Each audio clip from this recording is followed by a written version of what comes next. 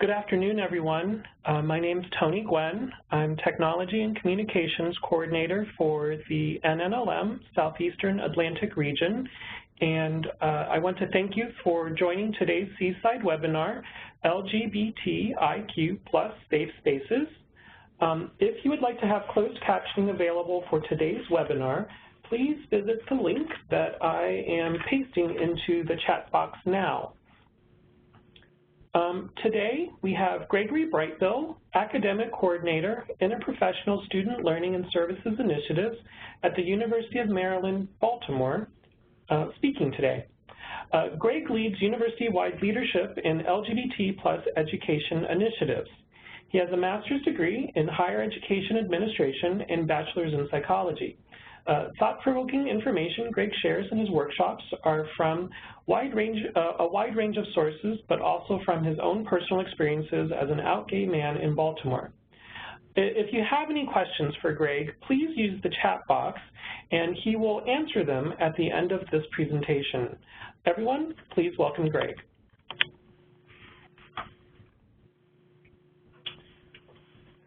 Hello, everyone, and good afternoon. I hope you can be able to hear me. If not, please feel free to mention it in the chat, and I'll try to figure out a way to either be louder or project more. So thank you so much, Tony, for having me today. We've got about an hour to cover quite a bit of information, and so it may seem like we're a bit fast-paced, but as Tony said, we're just going to keep pushing through. If you have questions, feel free to post them, and then we'll get back to them at the end. So to start, as an overview of what this presentation is going to go over, I really want to cover a broad range of stuff pertaining to both LGBT education, as well as at the end there's going to be some talk about how you can start your own safe space program at your institution and what does that mean. So as we look at it, we're going to explore sexual orientation, and I want to talk about the difference between sexual orientation and then gender identity. We're also going to talk a little bit about the history of the LGBT community, and we're going to review, as I said, what safe zone or safe space is. So some common myths. This is what people come to our trainings, and this is what some of them believe. And so, for example, they'll think about child molestation, or that in the LGBTQIA community there's religious conflict, that there's certain gender roles, mannerisms, or movement that LGBT people have that their heterosexual or cisgender counterparts don't. There's some myths around causes of homosexuality versus choice. There's myths regarding bisexuality as a transition, or that people are just confused. There's myths regarding HIV prevalence in the LGBT community, such as that all LGBT people have HIV. There's also myths regarding the lifestyle of LGBT people, and that it is a lifestyle or a choice. There's myths surrounding LGBT families. There's myths surrounding sex and gender and how those are connected. There's hypersexualization, thinking that LGBT people are overly sexual, or that trans people, all they want is to have sex with cisgender people or trap straight people in a relationship. There's also myths regarding mental illness, saying that LGBT issues are related to mental illness, and that reparative therapy programs actually can be beneficial. So when we think about LGBT education, these are some of the topics that people have already set in their mind. One of the things that I do within my role is I try to address these myths so that I can reach people where they are to either correct what they're thinking, or just have a dialogue to ask them why they think certain things, and to allows a process to begin where they're learning and growing. So to start off with, I want to give some precedent for, well, I'll just start off by saying, let's go over some history real fast. So as I do this exercise, I want you just on your own, just to start, play along. So who is this person? A lot of people, George Washington. We know who he is. What about this one? This is Marilyn Monroe. This one? Reverend Martin Luther King Jr. Okay. What about this one? This may be a little harder. Jackie Kennedy Onassis. What about this one? Does anybody know who he is? Now it gets hard. Yeah, well, I see somebody actually saying it. Good. Harvey Milk, he was murdered in 1978 by Dan White. He is commonly known as one of the leaders of the LGBT movement, one of the first, but not the first, out politicians that was elected to public office. A very influential leader. What about this one? If anybody can you can just yell it out in the chat. This is a hard one. This is Frederick Wilhelm von Steuben. So Wilhelm von Steuben is known as one of the key people in the American Revolutionary War. He was a soldier in the Prussian army, and he was a leader in their military until he was outed as being gay. He came to the United States and served underneath George Washington and is credited as being one of the key people in turning the Revolutionary War around by providing better training to the troops. Very influential person. Okay, what about this one? This is a hard one. This is Willem Orandus. He was an openly gay man who lived in the Netherlands. However, during World War II, when the Nazis took over, he was one of the people that led a bombing of the Public Records Office. And so what that did is it prevented the Nazis from having direct information regarding who was Jewish, as well as who was LGBT. And so he saved thousands of lives. What about this person? This is another hard one. So this person is Sylvia Rivera. She was actually one of the very influential people that was around during the Stonewall uprising and led that. Later on, she led many LGBT civil rights initiatives. So now, the reason we went over these, and I went progressively harder, is because probably as a lot of you were listening along, you probably got the first several correct. You probably knew who George Washington is. You knew who Martin Luther King was. You know Jackie Kennedy Onassis. You knew Marilyn Monroe. But as we went further down, you probably didn't know who they were.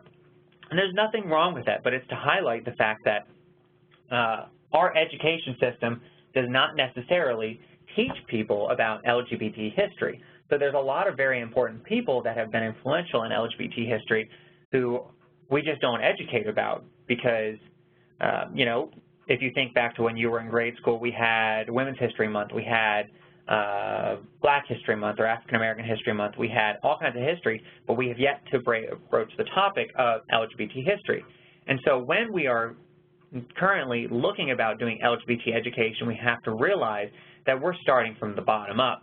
You know, people are able to recite who George Washington is, but when you bring up people such as Frederick Wilhelm von Steuben, who is another key person, people don't know who he is.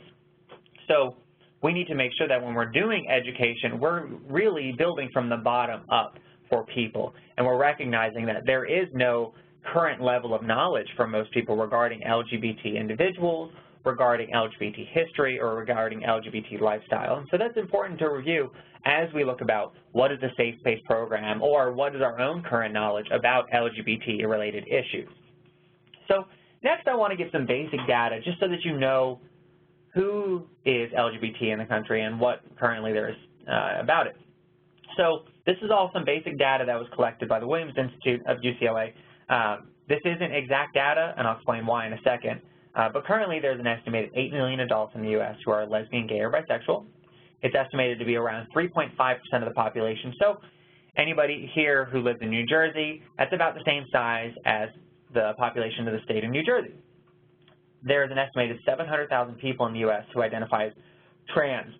This is about 0.3% of the population. Now, all of these numbers are based on small sample sizes. The only way that the United States government could find out how many people are actually LGBT is through census data. However, there has been historically no census data towards LGBT people So there's no real gathering of who identifies as gay in this country. There was a push in the past presidential administration to collect this data and to recognize how many people that are LGBT or T, but recently, during recent political changes in our country, based on presidential changes, that data has been removed from the census. So we don't know exact numbers of who is LGBT in the country, and we may not know for some more time, but this is some important data that just gives you a guidance on how much it's estimated. So as we look at LGBT discrimination and what LGBT people deal with in this country, it's important to realize, this is some great data, that there is still a lot of discrimination. This data more pertains to K through 12 education and not as much towards higher education, but I think it's important to recognize that this is still in our K through 12 schools. This is done by GLSEN, the Gay, Lesbian, goodness, I can't remember their acronym, but GLSEN, if you Google GLSEN, that's who it is. What they found is that 56% of LGBT students still experience discriminatory practices or policies. This could be 18% said that they weren't able to bring a same-gender partner to school dances. 28% were even reported that they were disciplined for public displays of affection while their heterosexual counterparts were not disciplined. Additionally, 65% of students that identify as LGBT said that they've heard derogatory remarks, such as fag or dyke. This doesn't always mean that the derogatory remarks were placed at them. So if someone calls another individual a derogatory remark and I'm in the room, that still counts as harassment because it is still harassing me based on my identity, even though it's not directly aimed at me. 30% of students reported that they've missed school because they felt unsafe regarding their LGBT status, and 85% were verbally harassed in the past year. Yet again, this is just people making these comments, whether it was directed at them or not, creating an unsafe environment. So the reason all this data is important is as we look at what our students or what individuals that are going through our K through 12 are experiencing, this really is still shaping them. This is current data from the past few years to show that there's still a lot of discrimination and there's still a lot of harassment as well as LGBT marginalization that our students and our citizens of this country are still experiencing. So as we go through this also, we're going to talk about some certain terms. So we're going to quickly define a bunch of them. I'm going to fly through this. If you know already what these are, that's great. If you don't, I just want to maybe bring everyone up to the same level. So we're going to talk a little bit about sexual orientation. This is a person's sexual, erotic, or romantic attraction. We're also going to talk about lesbians, female-identified people who are attracted to other female-identified people. We're talking about gay individuals, which is like an umbrella term for anybody that is same-sex attraction. It's most often used for men. Bisexual people, the attraction to both men and women. The thing to make sure that you understand with bisexual is not I'm attracted to everyone. That's sometimes something that I hear. Attraction to everyone is what's called pansexual. Bisexual is just specifically attracted to the binary of men and women. An ally, we're going to talk about allies. That's somebody who is a supporter or a person that helps both lesbian, gay, bisexual individuals as well as transgender. Allies aren't just straight people. You can be a gay person who's an ally to the trans community. Allyship has really evolved over the past years to mean just supporting different organizations, different groups. So you can be an ally that is gay and trans and an ally of the Black Lives Matter movement. So it's really interesting how it became so connected. We're also going to talk a little bit about questioning. So this is something when you hear people don't understand. Questioning is actually very natural for most individuals. Happens most often in early adolescence. Straight people go through questioning as well. It's just the exploration of both sexual identity as well as gender identity. So it's kind of like when you start looking at people and you're thinking, oh, I find them attractive, and realizing that other people may not have the same attractions as you. Next, we're going to talk a little bit about gender identity. Gender identity is a person's unconscious or consciously assigned gender. This is not always congruent with someone's sexual behavior or sexual orientation, and later on we're going to talk more about how it's not always congruent. Cisgender is a person that still identifies with their birth sex. In this presentation, I'm going to probably use myself as an example just because it's easier for me to use. So, for example, I'm a cisgender individual. When I was born, the doctors immediately looked for genitals. They saw that I had male genitals. They yelled, "Oh, it's a baby boy, it's Greg." Now, if I was born and as I grew up I realized, I didn't identify with the gender that was given to me at birth, then that would make me not a cisgender person. So if you identify with the gender that you were given at birth, then you are a cisgender person. Transgender is a person who does not necessarily identify with their gender that they were given at birth. So let's think of it this way. If little baby Greg was born, and as I grew up, I realized I wasn't comfortable identifying as a male, and I decided I wanted to identify, or I felt that I had to identify as another gender, then that would make me transgender. Often we hear the word transgender or trans. It's actually an umbrella term for a lot of underlying identities, such as gender nonconforming, non-binary, two-spirit. So you'll hear a lot of terms that fall underneath the transgender umbrella. So as we go through, you'll hear maybe some terms such as non-binary. Just know that that falls under transgender. Gender variant is kind of like what we talked about, which is a person who does not conform to gender-based expectations of society. This could be trans people, but this also could be people that identify as non-binary or gender fluid. Coming out.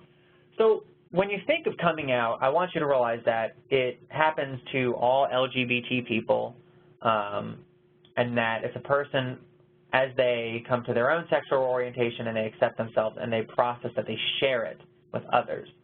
So when you think of coming out, it's really a lifelong process for LGBT people. So, and again, I'll use myself as an example. I come out to people all the time. And it's not necessarily like I walk into meetings or I walk into situations and I'm like, gosh, I really want to tell people that I'm gay. It's just, it's something that comes up, or people ask questions. So here's an example. I'm getting married. I'm very excited.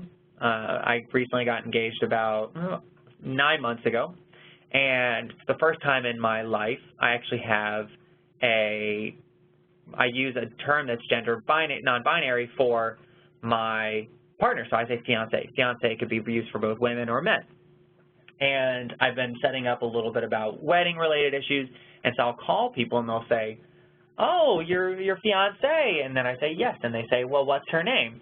And I respond, "His name's Bud." And he's actually much more attractive than the name implies, but that is his name.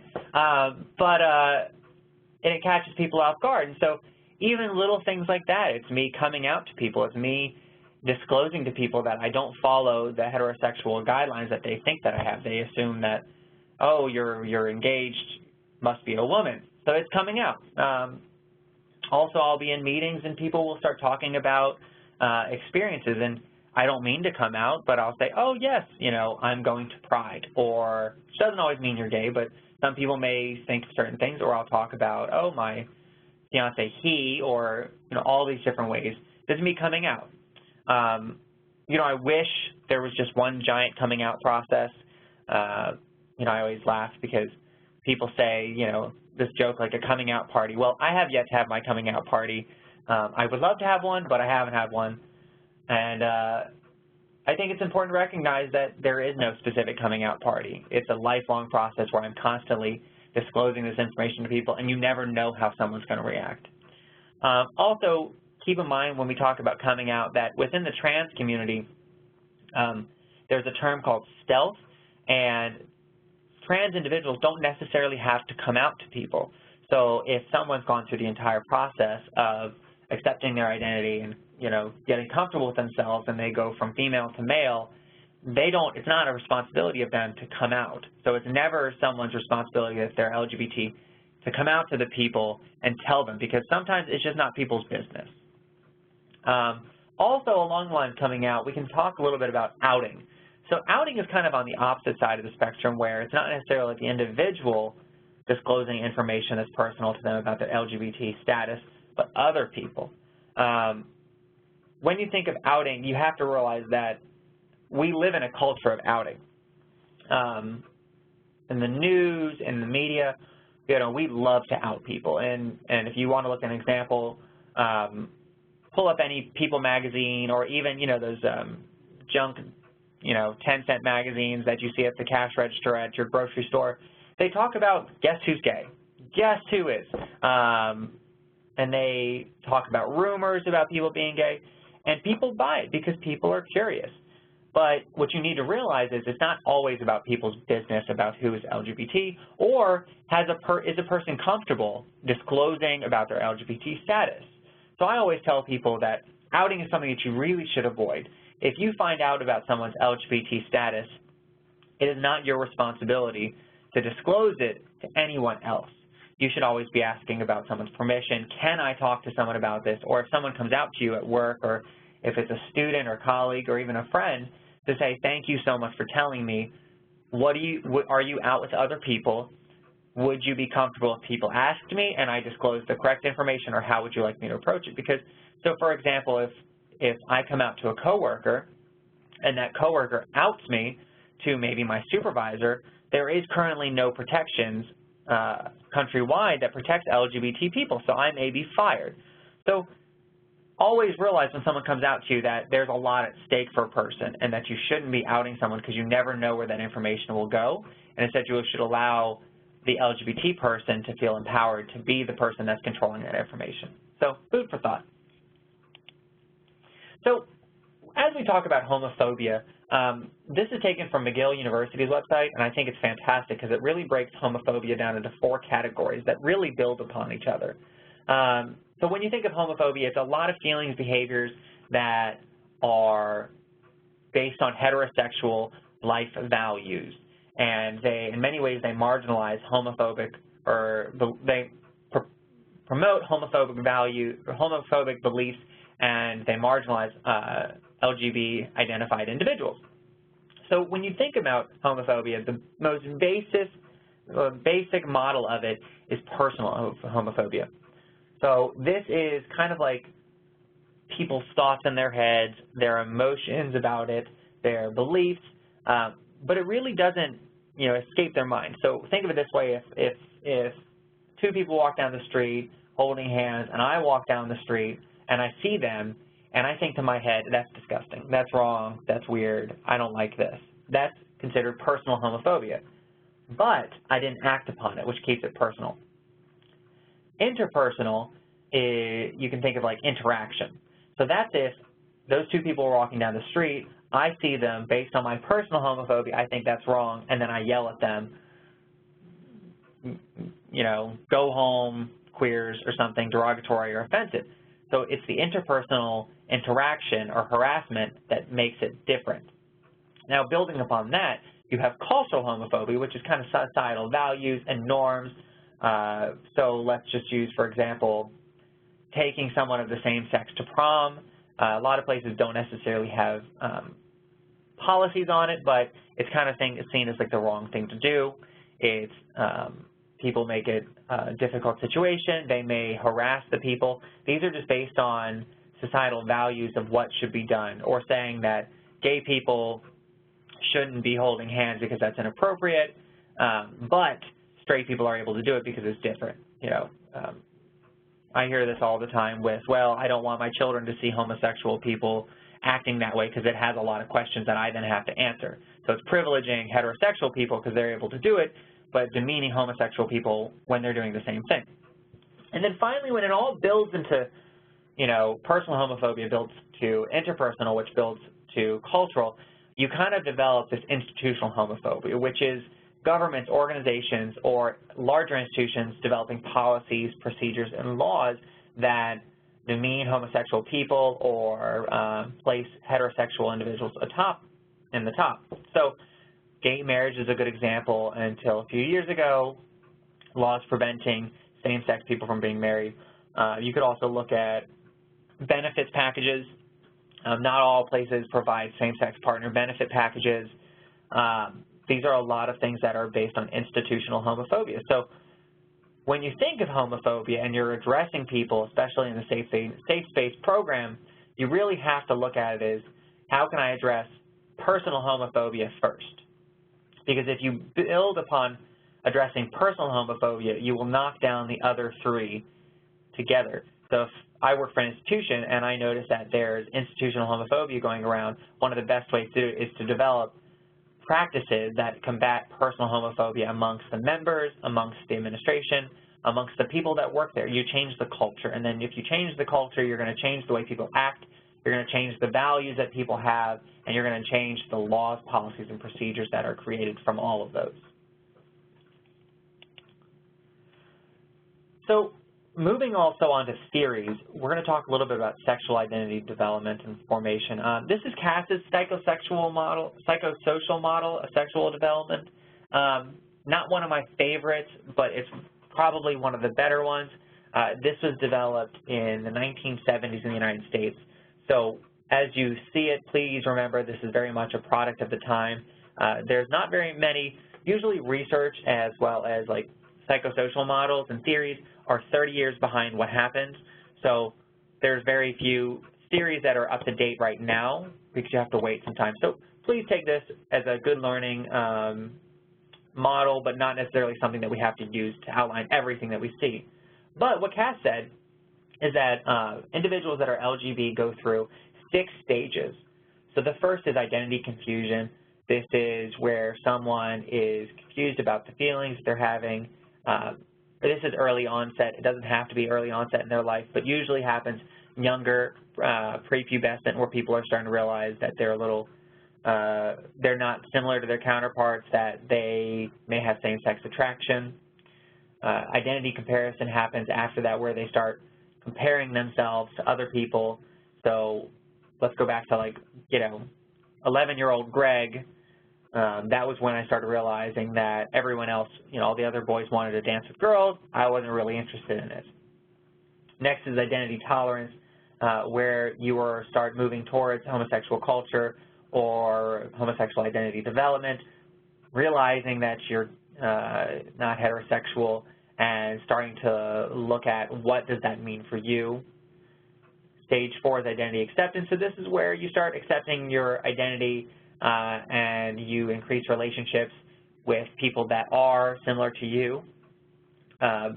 This could mean that you're dating same-sex people. It could mean that you're increasing same-sex other homosexual people as your friends or your colleagues. Next is identity pride, which usually happens coming out. Cass talked about rejection of heteroculture, non-acceptance.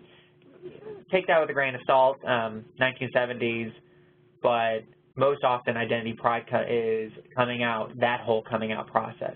And then identity synthesis is normally just people have came out, all of their ducks are in a row where people understand, they've developed a support system, and they're able to kind of like live a fulfilling life.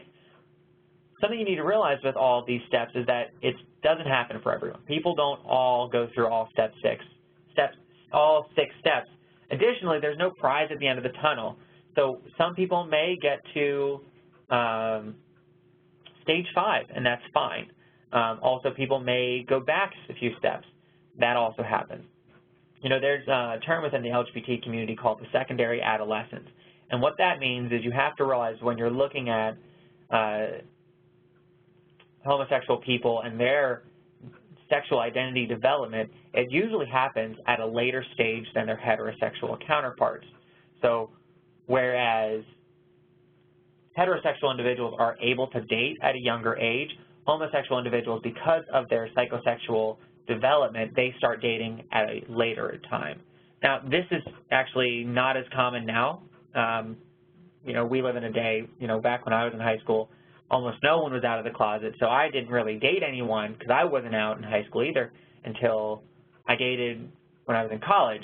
Now, times are changing, but you have to keep in mind that not everywhere. There's still parts of the country where this whole secondary adolescence where LGBT people have identity development at a later age than their heterosexual counterparts is very much in the norm. So just being aware.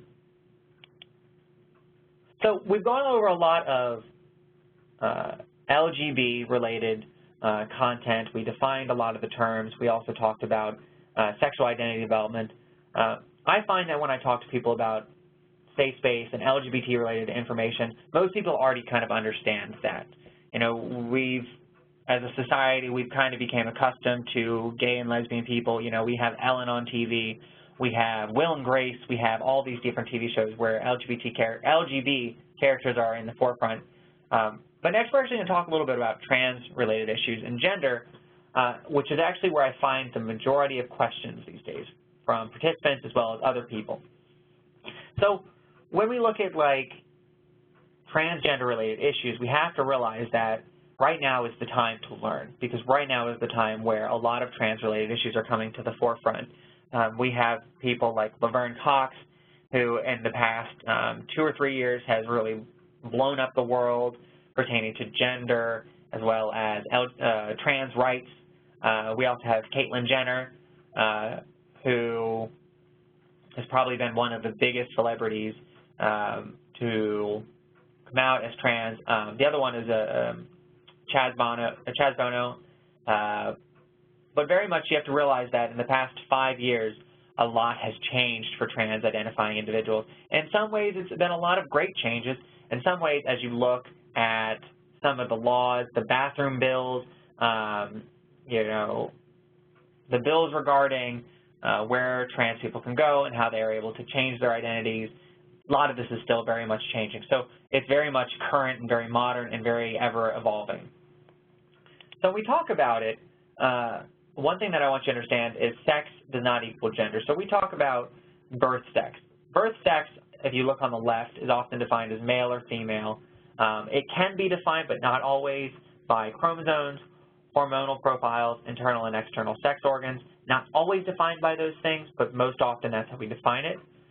Whereas gender is most often defined as the characteristics that a society or culture puts, which pertaining to masculine or feminine. So they're very separate. Something that I tell people is male, female versus masculine, feminine, there is correlation, but there's not causation.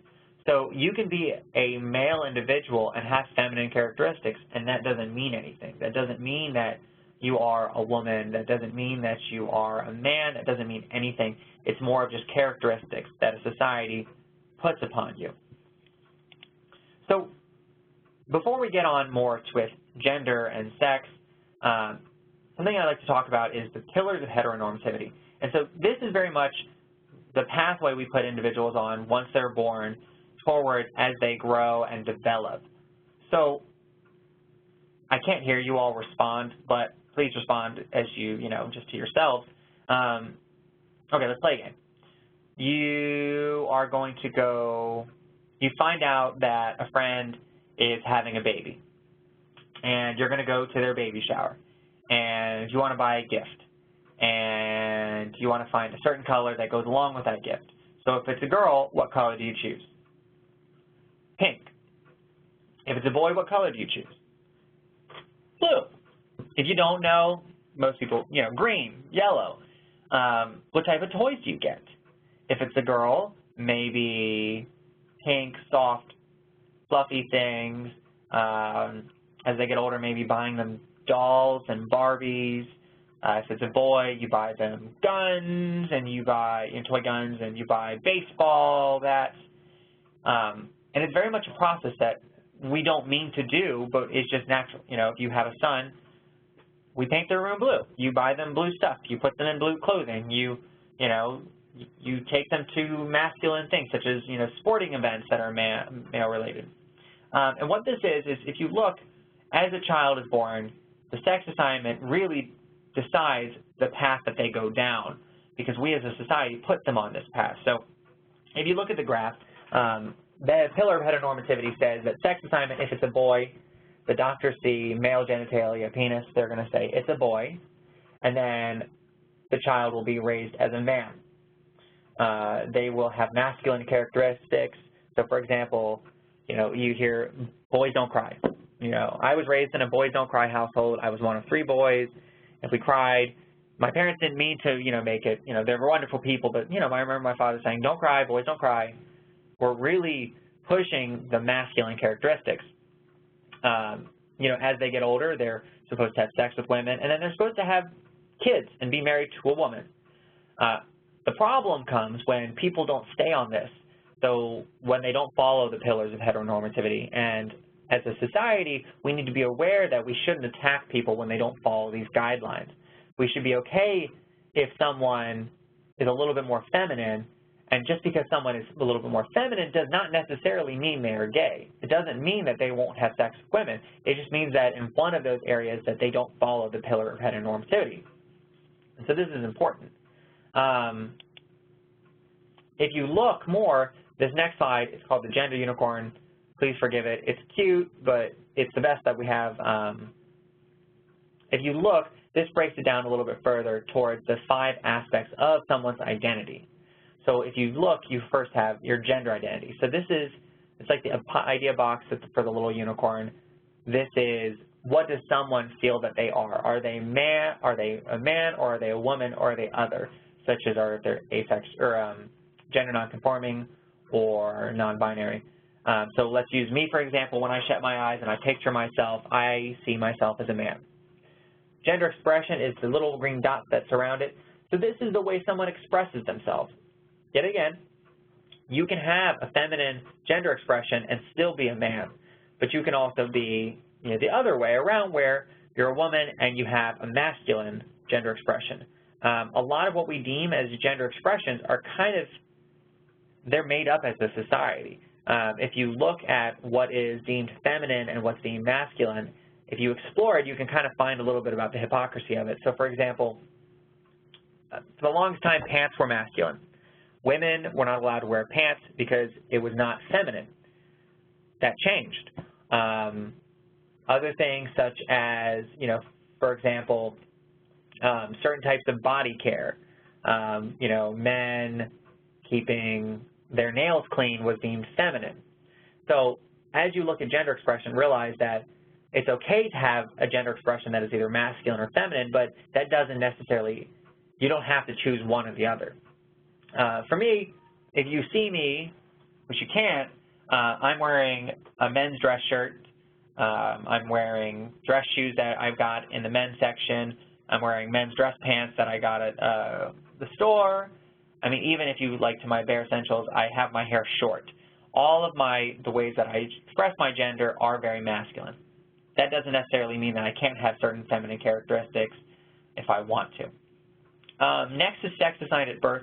This is very important because it really has to do with the genitals that were on the person when they were born.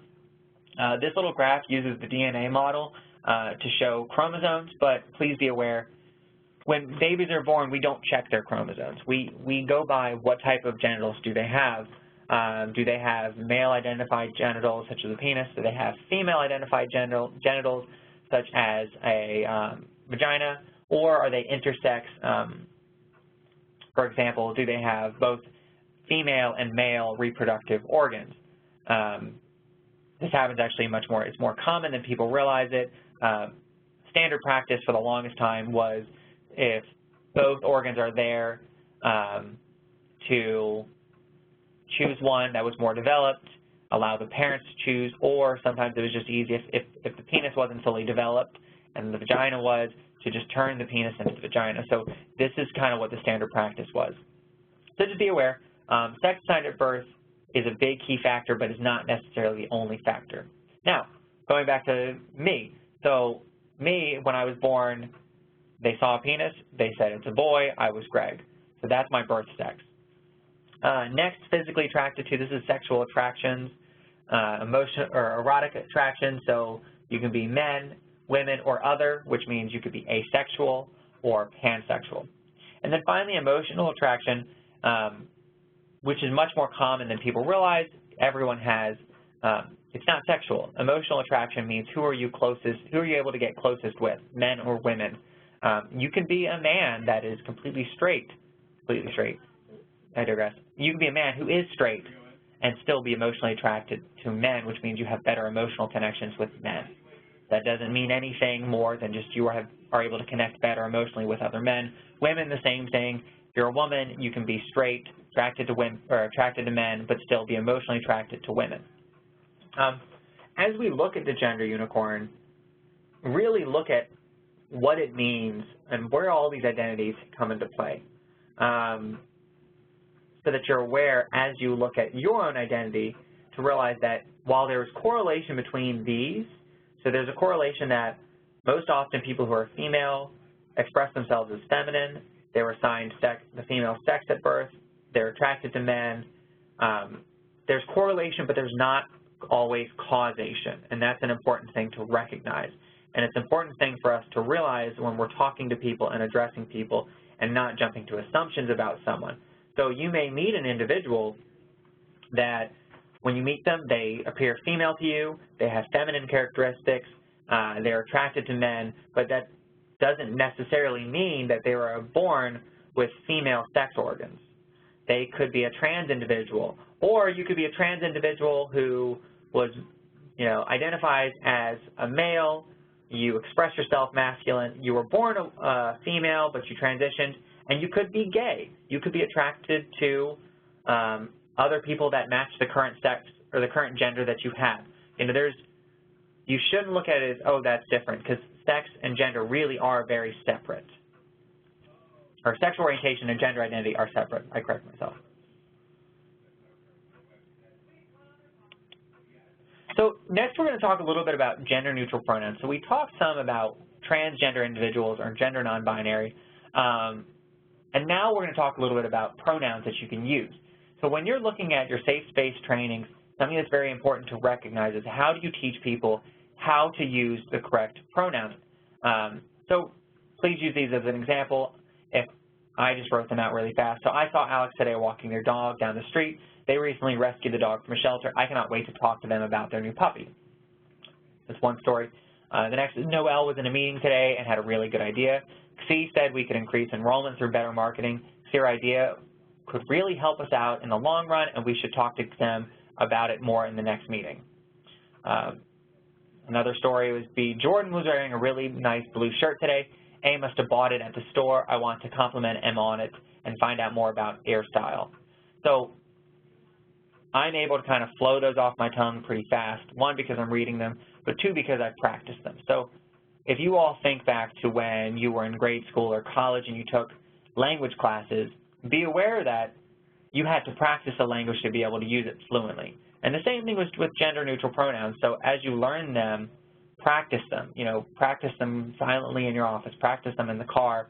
Practice using, the three types of pronouns. So he, she, or not, he, his, and him, or she, her, hers, and use them in different variations such as they, them, their, xi, xer, xem, am, air, all the different ones. Here's a little graph that I made to kind of show you some pronouns. So you have the nominative, such as he, she, they. You have the objective, him, her, them. Possessive, so his, her, their. And then if you look on down, you have what's called SPABAC, which is a, am, air. You have z, can be pronounced z or zir, z, zir, zir, zirs, or sometimes it's them. And then xe is pronounced xi, xi, xem, xer, xirs. So it's confusing. I can't hear you all right now, but I recognize that it is very confusing, and it's probably like looking at a brand new language. If I want even to make it more confusing than that, these are three examples of some gender-neutral pronouns. There's so many more. For example, recently I heard one that was called oo. It's spelled O-U. So Oo was walking down the street with Oo's dog. I really want to talk to about it. Now, that sounds scary to learn these. But what I want you to realize is that there currently is a lot of gender non-binary pronouns for one reason and one reason only. When you look at what language is, and if you look at the history of language, language doesn't really settle until it is properly defined in a dictionary. So he, she, and they are in the dictionary. You can look them up. We teach them as language for our children. We teach them in grade school, but we don't necessarily teach a specifically non-binary term. And so until we define document and educate on a specific non-binary term that is not plural, we're going to have this issue. You know, most often when I talk to non-binary people or trans people, if they don't want to use he or she, they often use they. Now, what's the problem with using they, them, their for a single person? I can't hear you all say it, but it's because it's a plural, you know, pronoun. So it provided this kind of conundrum where they, them, their is easiest to teach people when you're a trans-identifying individual, but it's still, you know, trans individuals know, and I have a friend, he's like, I use they, them, their often, and they were like, you know, I wish I could use, you know, ze, them, their, but when I use it, people react negatively towards me. They act confused, they struggle to use it, almost to the point where somebody one time said, I don't understand why you have to make up this pronoun. So, you know, be aware. When someone uses a pronoun that you haven't heard, the best thing to do, it's kind of like learning language. I usually say, thank you for telling me about this, your pronoun. I've never heard of this before. Would you mind helping me learn it more? Could you help me use it in a sentence? And just, you know, it's like learning language. Practice it. If they give you a new pronoun, just learn it. Google it. Practice it in your car. It's also important to recognize that if you make a mistake with a pronoun, so if you misgender someone, it's not the end of the world, but you should try to fix it. So if I was talking about my friend Sam, Sam identifies as they, and I say she. So if I say, oh, she was walking down, sorry, they were walking down the street. So it's important to stop where you are, or apologize, correct yourself, and move on.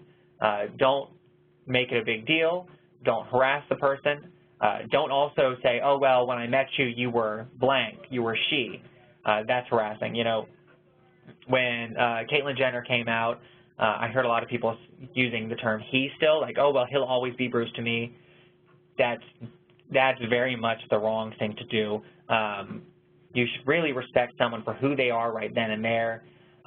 Almost the point, you know, when somebody changes their name because of marriage, we don't say, oh, well, you'll always be blank, you know, and you use the maiden name because the identity that they have accepted, the identity that they're using is the one that they're giving you, and you should always respect it. So keep that in mind.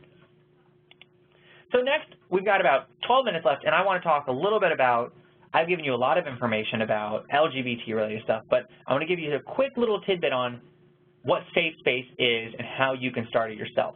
So when you think about Safe Space, I am strongly against the idea that Safe Space, you're creating specifically spaces that are protected and safe. Because the fact of the matter is there's no such thing as a safe space. Because the one thing you can't control with a space is who comes in it. And one thing you can't control about people who come into it is what are they going to say. So I'm often asked by offices or I've even been asked by outside organizations to come as a consultant and they want to make their entire building a safe space. Well, that's not possible because you can never control who comes in the spaces or what people say. So if I put a placard on my office door that says safe space, how am I supposed to stop someone to come in my office and casually in a conversation say something that is homophobic or even other pertaining to other identities, racist or sexist? So we need to very much steer away from the fact that you cannot create specifically safe spaces and you cannot govern them. Now what you can do is become a safe space hotspot. And so I tell people this when I train them in safe space, is that it's kind of like your hotspot on your phone.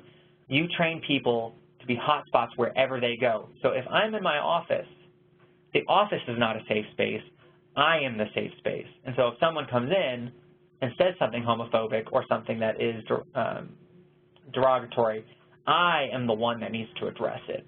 And so if I don't address it, my safe space isn't safe. People aren't going to see the placard on my office door and say, oh, this is a safe space, I'm not going to say anything homophobic. No, they need to come into the office and when they say something, I address it.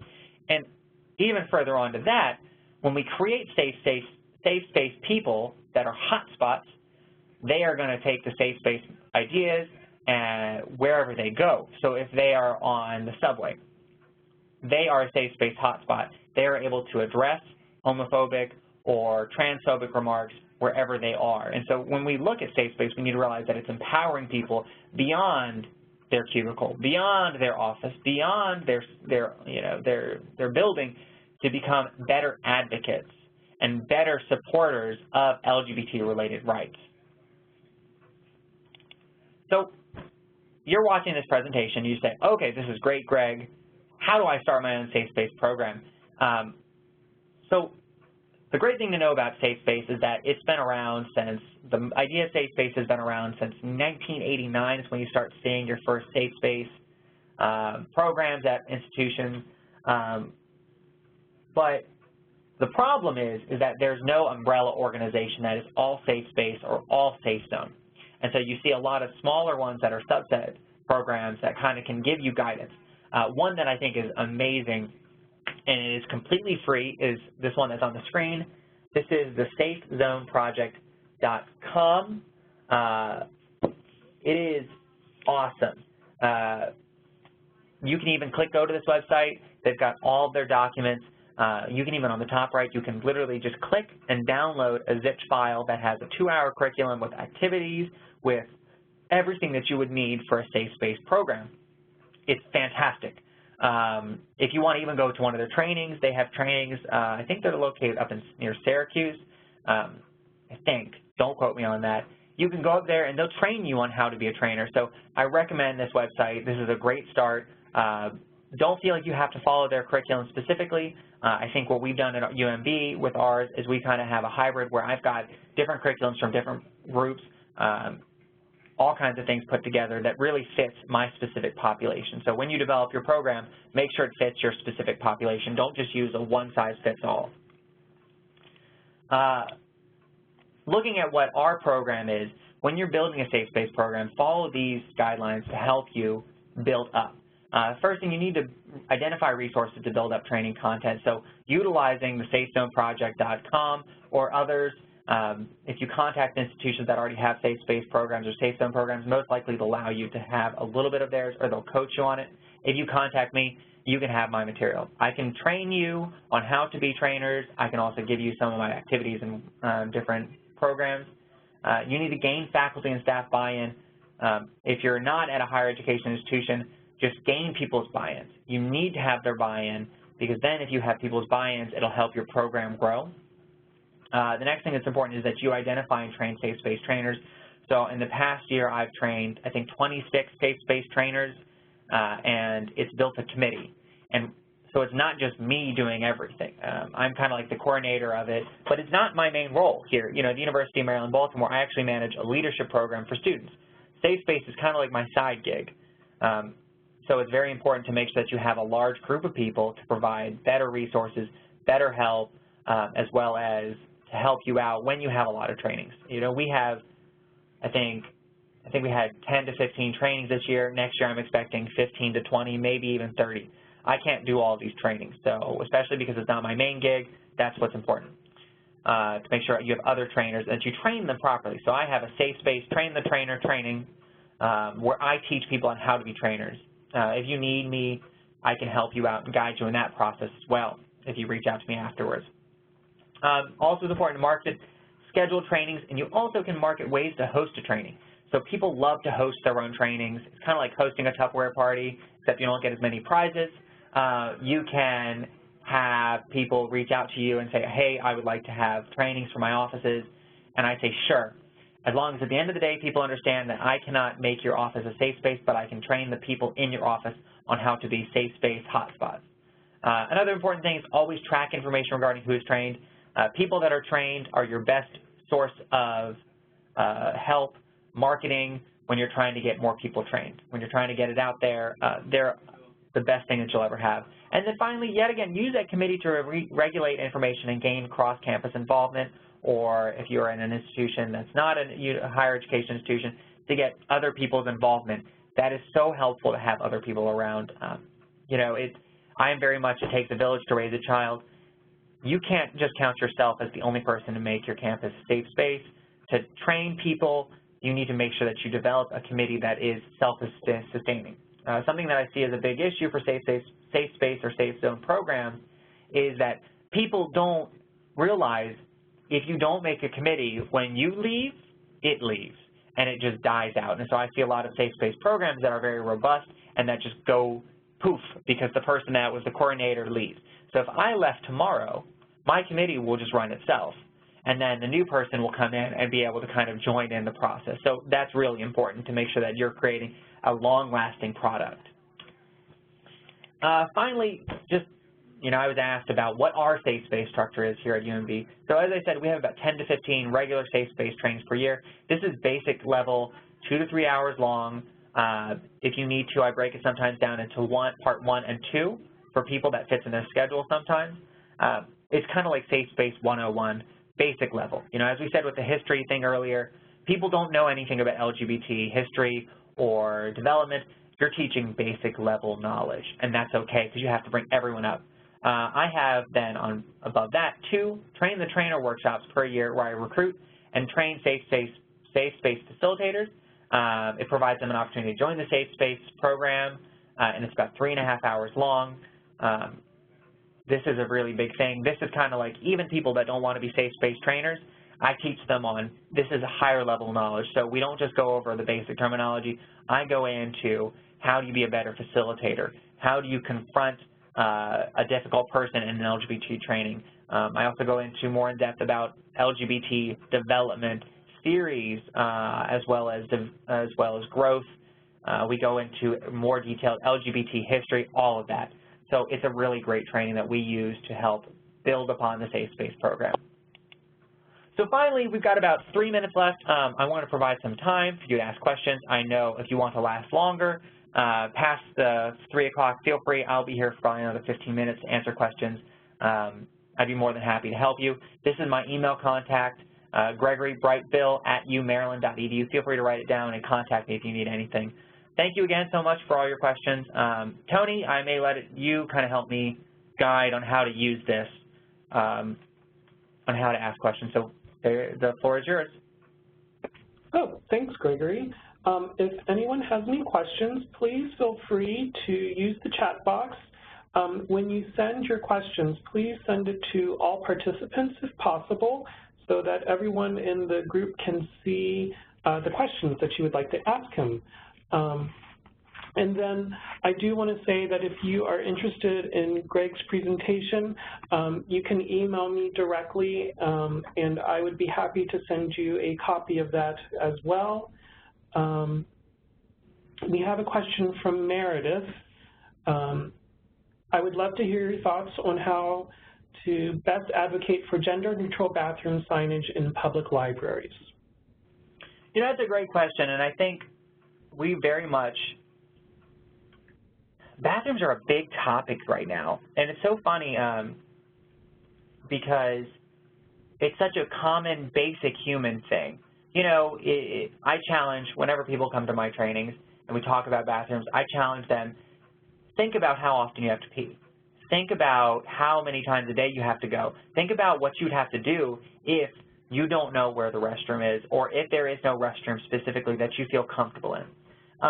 When you think about gender-neutral restrooms, the most easiest route is to look at if you have single-stall occupancy restrooms, sometimes family restrooms, opening those up so that it's gender-neutral. I think it's also important to make sure that you properly provide signage. One of the sad things that I see sometimes, because it's good because I know people are trying, is that they'll create gender-neutral restrooms, but it'll be in a very inaccessible or hard-to-find area. So it'll be in the basement, it'll be in the back of a building, it'll be in places that aren't easily accessible. So if you have that, one, I recommend try to find a more visible place, but if that's all you've got, make sure that you have signage at the entrance of your building. So that way people, when they come in, they automatically know gender-neutral or single-occupancy restrooms where they are. As you look at how to advocate for them, it's very much about bringing in the discussion and getting people's buy-in. So when we talk about bathrooms, we say, okay, so what if we have a gender non-binary person come in and they don't feel comfortable in both the women's or men's room? How are we getting their buy-in? We're trying to get people in the door. We want to have people stay. We want to have people use our resources. And if you don't provide bathrooms, they're going to leave. they're not going to stay. They're not going to want to come to our spaces. And so you have to make sure that you have the buy-in of people to say why this is beneficial for not only the trans-identifying people, but for everyone. You know, I just think gender-neutral restrooms are fantastic for anyone. You know, you can make a gender-neutral restroom as well as a family restroom, because gender-neutral is not just for people that are trans or non-binary, it's for everyone. It's for that mother that may have a son that is either special needs or too young that needs to use the same restroom as them. You can look at it as it's that person that may have difficulties where they don't feel safe in a public restroom. You know, you have to look at the gender-neutral restrooms. It's a win-win for everyone because it's not just for trans people. Another thing that I recommend is if you are one of those, if you're progressive, and if, you know, I've heard a conversation about, well, we don't have to have gender-neutral restrooms because anyone can use the restroom that they're comfortable with.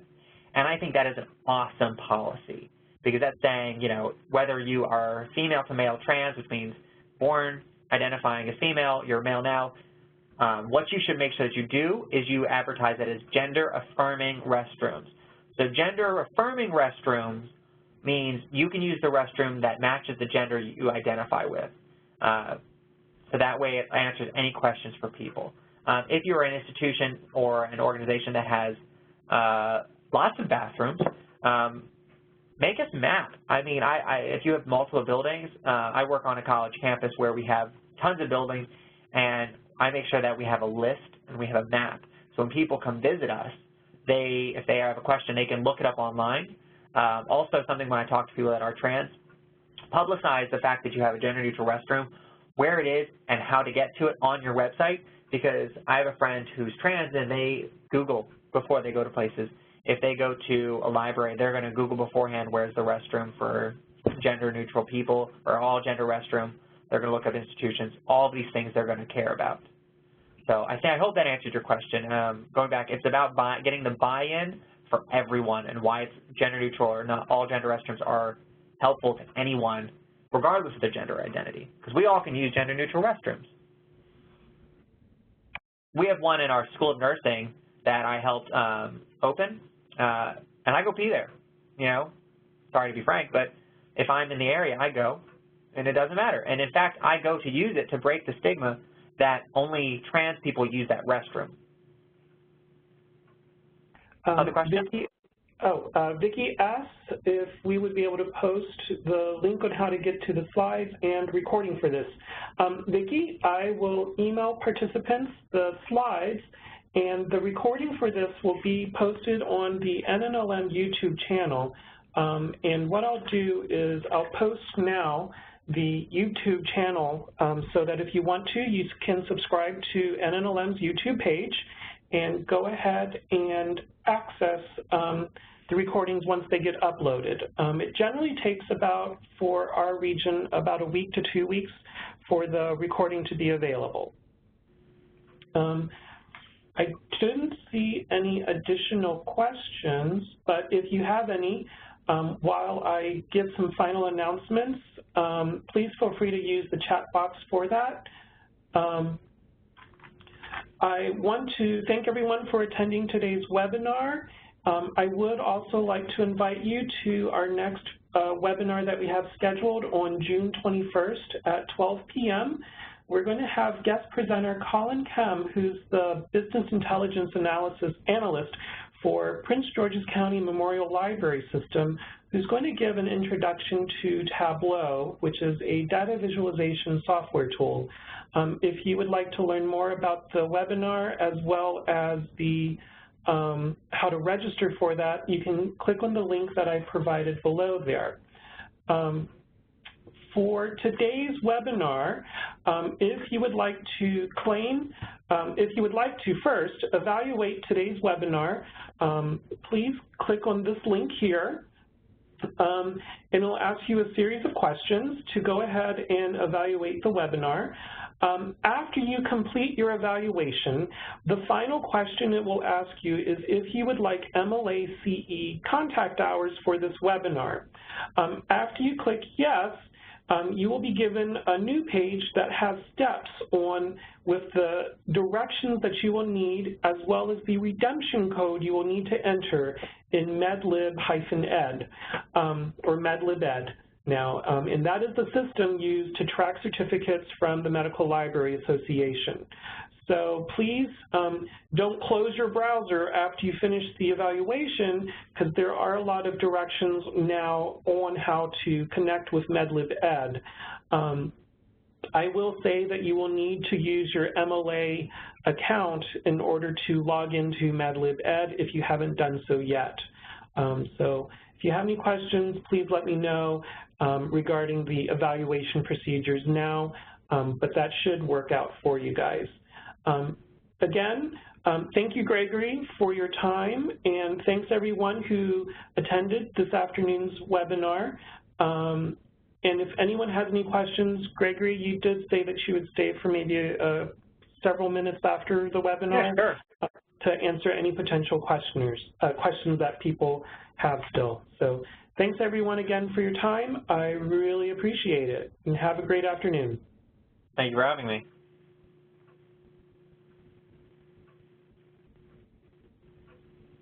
Does anybody have any questions as I see the list go down? Vicki says that she's identifying with English New Language Learners as a practice for new vocabulary, and thanks for your help. Sure, Erin asks, you know, Vicki, something interesting for you is that you may actually find that a lot of individuals that are English language learning, ESL learners, may already understand gender-neutral language.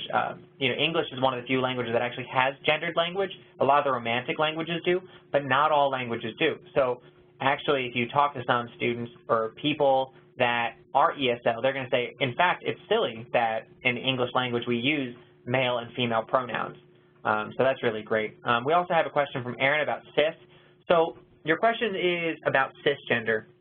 So cisgender, it's actually based on Latin.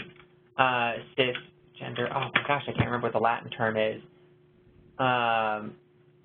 So based on it, it's cis meaning, what is it? Oh my goodness, I can't remember, can't believe I forgot. Oh, it's preferring cis mean on the same side of. So cisgender means you're still on the same side of the gender that you were given at birth. So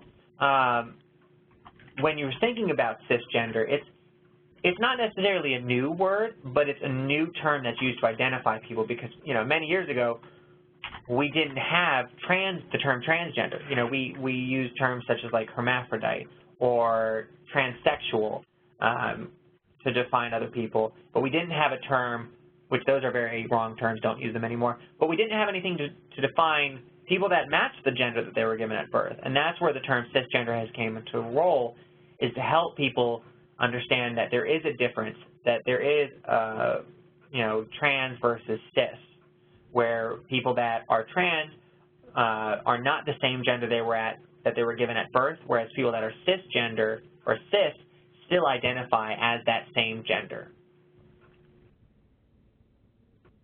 I hope that answered your question.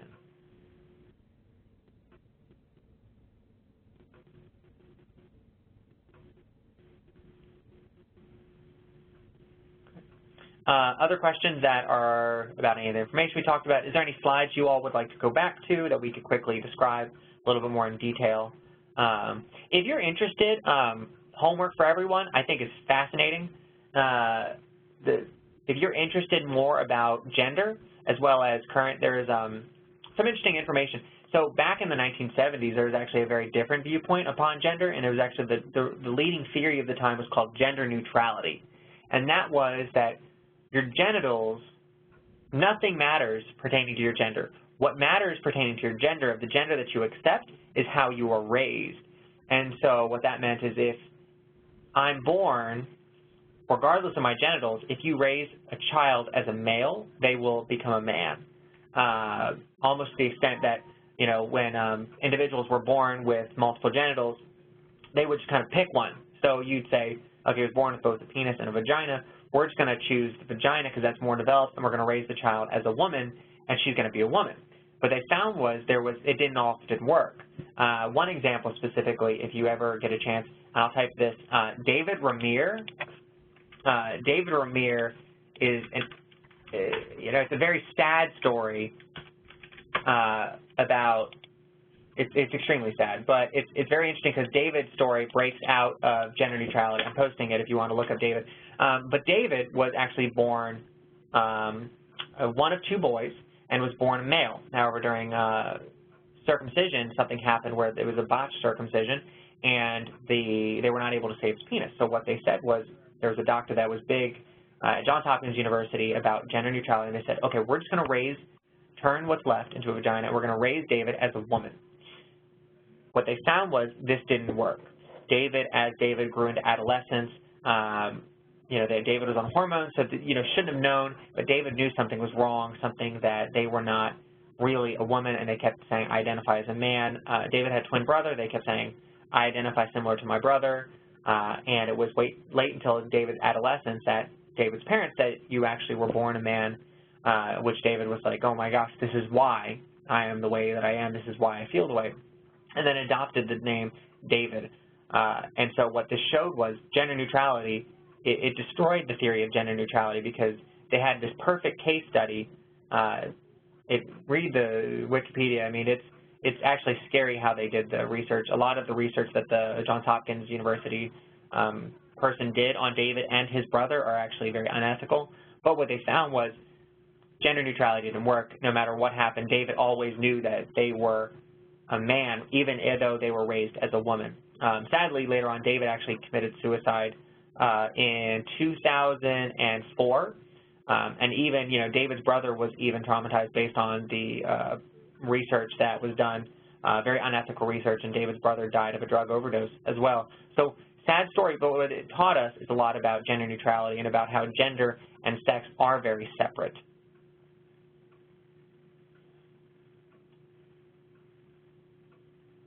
Any other questions?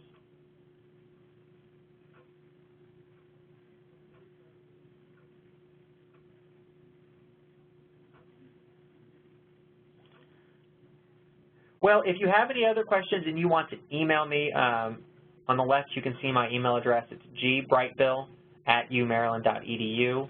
I'm always happy to help out. If you have questions that you want to develop your own program, feel free to email me. I do work, if you just want me to guide you in the right direction, I mean, I'll even, help guide you and give you the website links. I can give you some of my activities that we do to help you develop your own program. If you have questions pertaining on how you develop a committee, I'd be more than happy to help you out as well as work with you so that you can do that. I think it's great. I love seeing a lot of these committees pop up, and I love seeing the interest in LGBT-related education. So it's fantastic. All you can do, it's really important, and it really can change a culture for the better. Thanks, Gregory. I really appreciate your time and providing this webinar. It was great. Thanks everyone again for attending. Thank you so much, and I hope you all have a great rest of the week.